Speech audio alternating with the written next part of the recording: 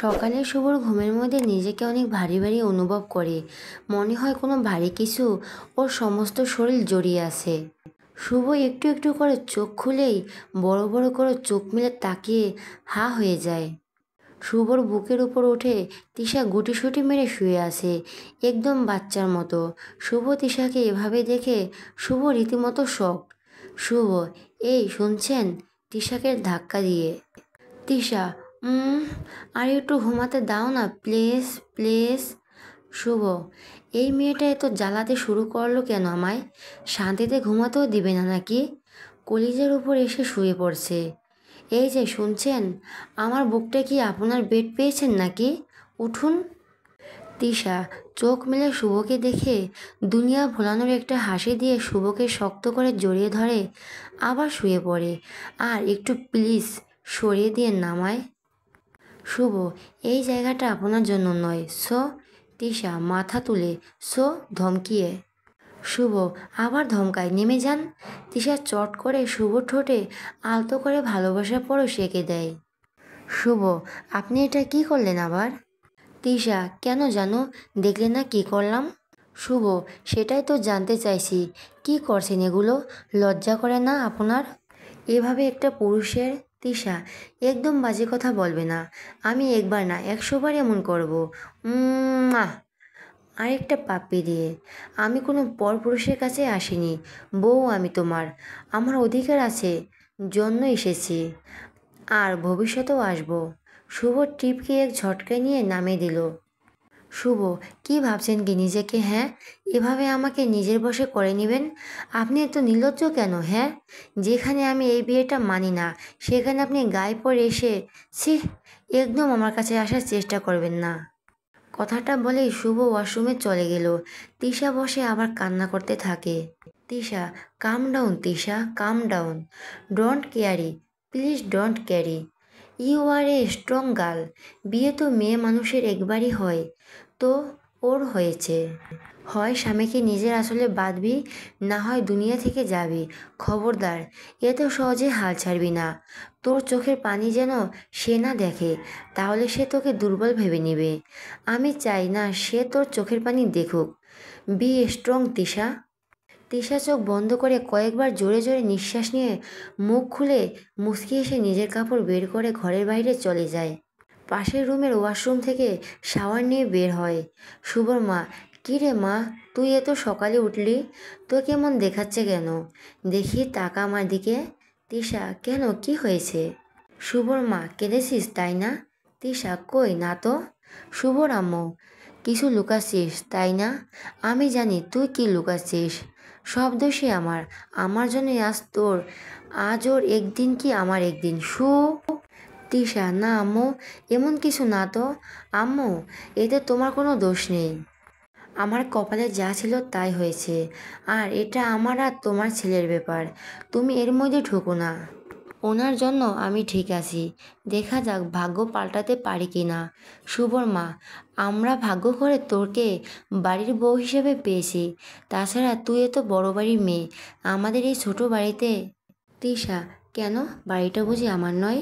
আশা, অবশ্যই ভাবি, এটা তোমারও বাসা, আর ট্যাক্স হিসাবে প্রতিদিন মজার মজার রান্না করে খাওয়াতে হবে। শুভর মা, একদম না, তুই একদম রান্না করে যাবি না মা। তিশা, কেন? শুভর মা, আমি তো আছি, তোকে কোনো কাজ করতে হবে না। তিশা, প্লিজ আম্মু, আমাকে কিছু করাতে বারণ করো না। আমি ইচ্ছে মতো চলতে চাই, কিন্তু বিশ্বাস রাখো এমন কোনো কাজ করব না যাতে তোমাদের বাড়ি কোনো অসম্মান হবে। শুভর মা, আচ্ছা ঠিক আছে, তোর যেটা মন চায় সেটা কর। শুভর মা চলে গেল। আশা, কি গো ভাবে? তিশা, কি? আশা, সকাল সকাল শাওয়ার নিলে যে? তিশা, আরে সে তো এই পাজি মেয়ে, আমি কিন্তু তোমার ভাবি, হ্যাঁ। আশা, বাপ রে। শুভর মা, একটা কথা তো বলাই হয়নি, তাড়াতাড়ি নাস্তা করে রেডি হ, পার্লার থেকে মেয়ে আসবে তোকে সাজাতে। তিশা, আজ কোনো রিসেপশন হবে না আম্মু। শুভর মা, কেন? তিশা, রিসেপশন সেদিনই হবে যেদিন তোমার ছেলে আমাকে নিজের বউ করে মেনে নিবে। শুভর মা, কেন কিন্তু নয়? প্লিজ আমার রিকোয়েস্টটা রাখো। আশা, তার মানে রাতে ভাইয়া? তোমাকে ইরা আপুর কথা বলেছে?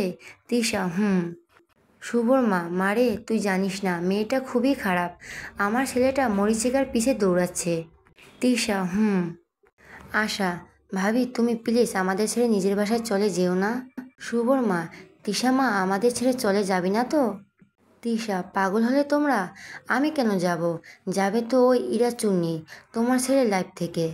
আমি তার সব ব্যবস্থা করব, কিন্তু ওনাকে ছাড়ব না। BCG: I love her. Asha: thank you so much ভাবি। শুভর মা: তিশার মাথায় হাত দিয়ে বেঁচে থাক মা, আমার সংসার আজ থেকে তোর হাতে। তিশা: না না না, সব তোমার, শুধু তোমার ছেলের দায়িত্ব পেলেই হবে। শুভর মা: হা হা হা, আমার ছেলের সব দায়িত্ব তো তোরই। আশা: আম্মু ক্ষুধা লেগে গেল যে। শুভর আম্মু: আচ্ছা তোরা আয়, আমি সব রেডি করছি। তিশা রুমে চলে আসে, এসে দেখে শুভ রেডি হয়ে মনে হচ্ছে কলেজে যাবে। তিশা চুপচাপ এসে শুভর পিছে দাঁড়ায়। শুভ পিছে ঘুরে তিশাকে দেখে রীতিমতো শখ। তিশা একটা লাল টুকটুকে শাড়ি পরে আছে, চোখে হালকা কাজল, ঠোঁট দুটো গোলাপি হয়ে ফুটে আছে, আর চুল থেকে টপ টপ করে পানি ঝরছে। তিশা: কলেজে যাচ্ছ? শুভ: তিশা: এই যে স্যার, তুড়ি বাজিয়ে। শুভ: ইয়ে মা, মানে আপনি আবার এসেছেন? তিশা: মানে কি?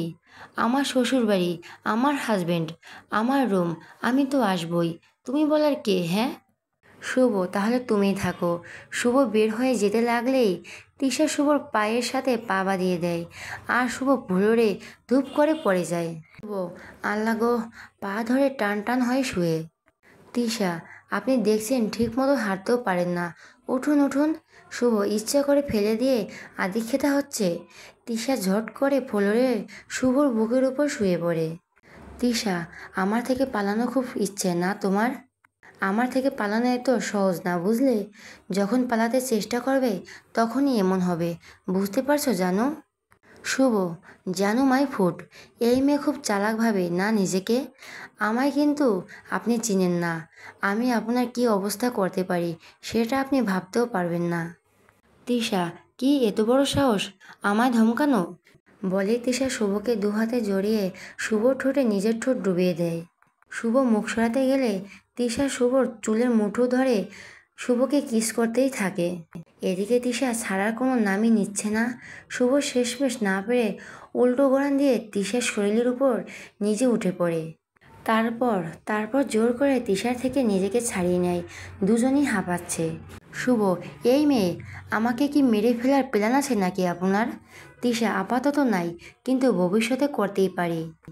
আর এটা আমাকে ধমকানোর শাস্তি, এখন থেকে যখনই আমাকে ধমকাবেন তখনই এর শাস্তি পাবেন।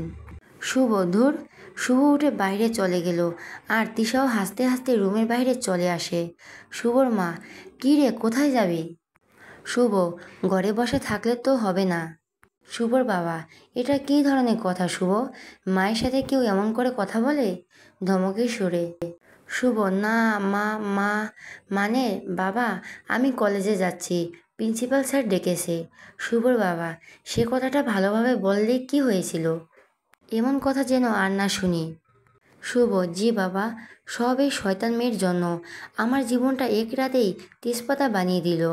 তিশা শুভর কাছে গিয়ে চুপি চুপি বলে, কি হলো? বীরপুরুষ যে ভয়ে চুপসে গেল। বাবাকে কেউ এত ভয় পায় জানা ছিল না তো। কি তাহলে বলবো আব্বুকে রাতের কথা? শুভ দাঁতে দাঁত চিপে: আপনাকে আমি আস্ত চিবিয়ে খাবো।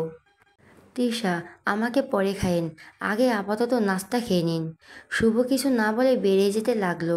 শুভর মা: কী রে, খাবি না? শুভ: না, কলেজ করে নিব, আমার দেরি হয়ে যাচ্ছে। তিশা: আব্বু। শুভর বাবা: হ্যাঁ মামুনি। তিশা: জানো কাল রাতে?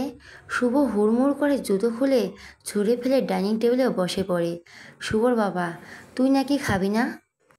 তাহলে এমন বাদরের মতো ছুটে এসে বসলি কেন? শুভ: না মা, মানে খেয়েই যাই, একটু দেরি হলে কিছু হবে না। শুভর বাবা: হুম, ঠিক মামুনি। তিশা: হ্যাঁ আব্বু। শুভর বাবা: তুমিও খেয়ে নাও, বসো এসে। তিশা: হ্যাঁ আব্বু। তিশা গিয়ে শুভর পাশে বসে মিটমিট করে হাসছে। শুভ দাঁতে দাঁত চেপে খুব হাসি পাচ্ছে না? সব শোধ তুলব আমি। তিশা সবাইকে শুনিয়ে, কি বলছো তুমি এসব? সবাই কি ভাববে? শুভ হা করে তাকিয়ে আছে তিশার দিকে। শুভর মা, কি হয়েছে রে মা? তিশা, আম্মু, তোমার ছেলে আমাকে খাইয়ে দিতে চাচ্ছে, কিন্তু তোমাদের সামনে আমি কি করে? শুভ, হোয়াট?